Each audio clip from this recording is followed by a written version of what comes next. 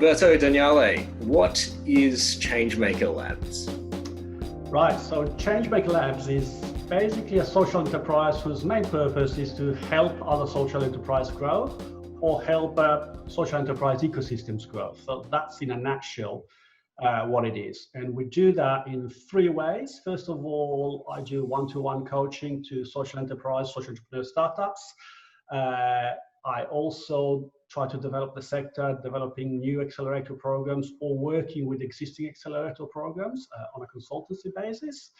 And last but not least, working with communities, with local councils and local stakeholders to try and grow the social enterprise ecosystem and try to understand what a social ecosystem looks like, because it's still a very much work in progress. So those are the three lines of business of Changemakers Lab. And I saw that you'd recently cycled from the UK back to Australia. Was this, on this journey, was this where the idea for the business came about? Part of it, I'll talk a bit more. I was involved in social entrepreneurship before this trip, and I was involved in it from the sort of academic point of view. Very operational. I developed accelerator programs there too. It wasn't just an academic exercise. But I knew after 20 years in academia that I wanted to change. I wanted to move more to the private sector. My family is originally from Australia. We wanted to come back. And so I said, why not combine the two? We're both passionate about cycle touring, my wife and myself. So why not cycle back to Australia and along the way work with or interview as many social entrepreneurs as possible? And that's what we did. 35,000 kilometers, 23 countries, 3.5 on the bicycle pedaling. And we met some absolutely extraordinary social enterprises. Very, very inspirational. So yeah, the idea was there beforehand, but this was a reinforcement element, and it was really a truly, in many sense, not just in the social enterprise sense, it was a real voyage of discovery, so to speak. So, yeah. What were some key learnings from that journey, just around starting a business, well, having an effective business? First of all, that I've seen social enterprises start up with all sorts of background context. I've been into countries where there's absolutely zero government support for social enterprises, and yet social enterprises were there and thriving, probably not as much as in other places, but still, they're still thriving and still going ahead. I've been to countries where social entrepreneurship was incredibly supported. So one thing is that it is very much, we can talk about ecosystems and they're absolutely important, but the actual drive of the social entrepreneur is something not to be discounted. It's not the only thing. I'm one of those people who are against this concept of the heropreneur or like that. And I know that social enterprises or any business is a team, really. It's not just a single entrepreneur. But there's something with the drive of the entrepreneur, all the social entrepreneurs, that carries through the momentum. And that I saw it in very, very remote islands off Iran, where there's an artist that has completely resurrected the community through a social enterprise art-based program with nothing. Absolutely, almost nothing on the island. You would say nothing can happen there, but incredible work. So yeah, that was very, very inspiring. And it convinced me that I could come back here and do whatever I wanted to do, and not be too paranoid about it. That fear of jumping from long-term sort of employee situation in a university to starting your own business. I did run some businesses back in the UK, but they were always in parallel with secure bread and butter the university gives you. Just making that big leap. Just for the audience, there's a lot of definitions of social enterprise. Just wondering how you would define that. Oh God! So the trick there is that, as you said, there's hundreds of definitions. If you go to academic definitions, there's thousands of definitions, and I re-simplified back to intent. What's the intent with which you started your business? Was the intent, the original intent from day one, to address the social environmental problem? If that was the intent, then whatever you're doing is to solve that problem, your social enterprise. Now then we can talk about certification, we can talk about countries that have specific business formats for that, and that's all on top of that. To me, what really counts are the bottom lines. Once you strip everything out, you say, well, why did you start? What was the driver of you starting this business? So you've ridden all the way to Australia. What were the next steps that you took then to, I guess, starting the enterprise here? The next step that starting the enterprise here was, of course, all the sort of bureaucratic piece, which is normal. And by the way, Australia is fantastic. From that point of view, it's incredible. I mean, other countries, the bureaucracy to start a company is incredible. Here, it's sort of like, okay, the paperwork, I'm not saying running a company, but I had the paperwork done in half an hour online. That's unthinkable in Italy. It's unthinkable in half of Europe. And it's certainly unthinkable in many of the countries that I've traveled, where it's months or weeks of paperwork, back payments, all sorts of incredible deals just to get the paperwork started, let alone the rest. So from that point of view, Australia is extraordinary. It's an extraordinary place to be an entrepreneur in terms of support systems, bureaucracy that works, etc. So that was the easy bit. Following that, of course, I had been away from Australia for about 20 years, so I had to rebuild my networks. When I was here in Australia 20 years ago, I wasn't in social enterprise at all. This is something that started back in the UK. So I started rebuilding networks, and interestingly enough, Victoria State Library was my home for the first few months. I shared my office between my home office and the Victorian State Library. And this is before the opening of StartSpace, of course. That hadn't happened, but it had a buzz to it, and there was an opportunity sometimes to get distracted, but sometimes to meet really interesting people, big networks. That's why I met you when you were still planning the opening, and I saw this gentleman sitting in an empty space with a computer. I said, what is he doing, and what's all this StartSpace about?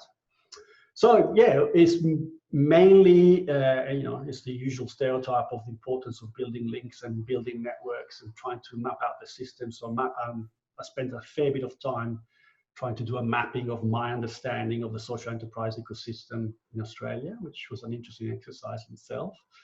And then I started doing some pro bono work. I always think that, well, first of all, by my orientation, it's time to give back. Part of the trip was also time to give back. So I wanted to do that anyhow, and I'm still doing pro bono work now. But I also saw that as an opportunity to then develop. In fact, at the moment, one of my contracts is as an entrepreneur in residence with Catalyzer and YGAP with the accelerator program. And while now it's sort of like a client, it's a paid job, it all started some pro bono work that I did in the first stage of the accelerator program. And so from there, then you meet people. We started putting in some bits for accelerator programs. So, we're still a baby. We're still a young baby, not even a toddler. We're not 1 year old yet. But all considered that I started a new business at 55. It was in the middle of COVID and whatever. I have to say I can't complain. You've touched on co-working spaces like StartSpace, accelerator programs like Catalyzer. What supports have you found vital during this early stage of the journey?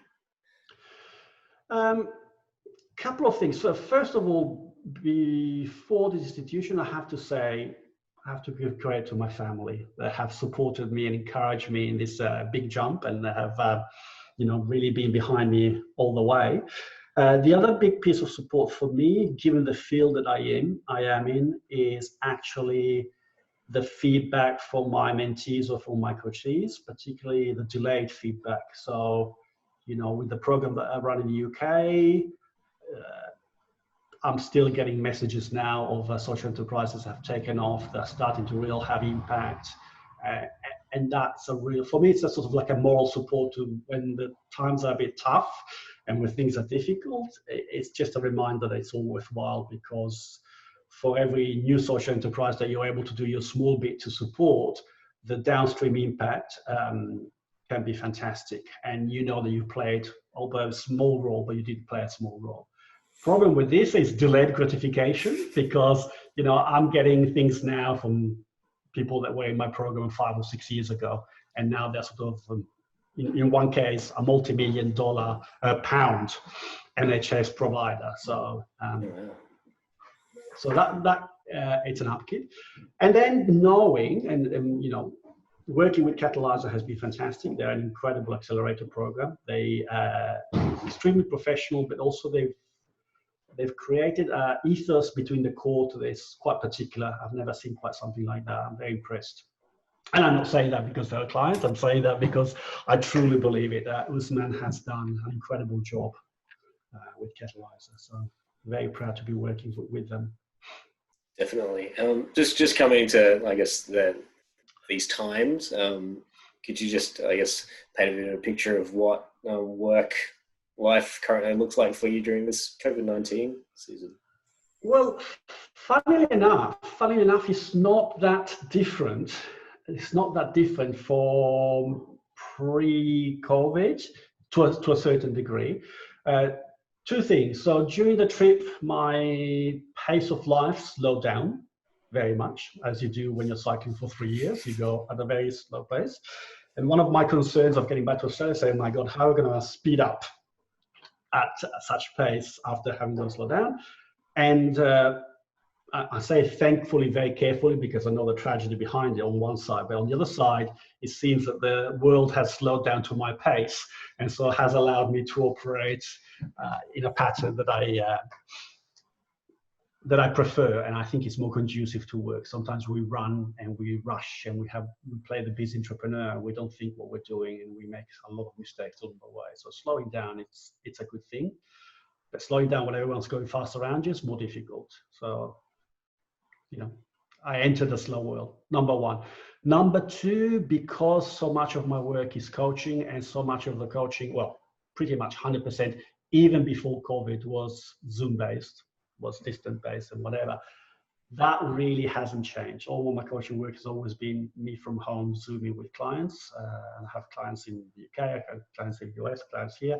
So in that sense, it hasn't changed. What I do miss is obviously exchange with colleagues, with other partners, even with the Catalyzer program. The first part was obviously face-to-face. Then we had to all retreat and Zoom online, and I do miss it. I do miss that sort of interaction with people, which is just different from being in your home office. Which probably leads to my final question is, what are you looking forward to the most as society re-emerges from these times? I don't know. I mean, I think it's been said a lot, and I've been read a lot about it. But I sincerely believe that we have been handed a tremendous, a terrible tragedy by nature, but we've also been handed an incredible opportunity by nature to rethink a lot of things, to press the pause button and really take a close look to the sort of abyss that we were all very fast and very happily traveling towards. And so my hope for this is that we don't just throw away this opportunity. It has come at a huge cost. It would be crazy to throw it away and to go back to business as usual. And I think that social enterprises can play a really, really strong role in getting other businesses to start thinking about reinventing or certain reimagining the world that we want to live in. So I'm just looking forward to this becoming an opportunity. I see there's incredible pressures for this not to happen and to go back to business as usual.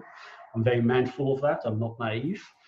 But there's a small window of opportunity where we can at least try to use this pause button to a good cause. Let's see. Thanks so much for that really positive, hopeful desire for what we can all seek to look forward to as we emerge. Just want to say thank you so much for your time, Roberto, and we'll pop your contact details down so people can get in touch if they want to find out more about your work. Thank you so much for your time. Thank you. Thank you.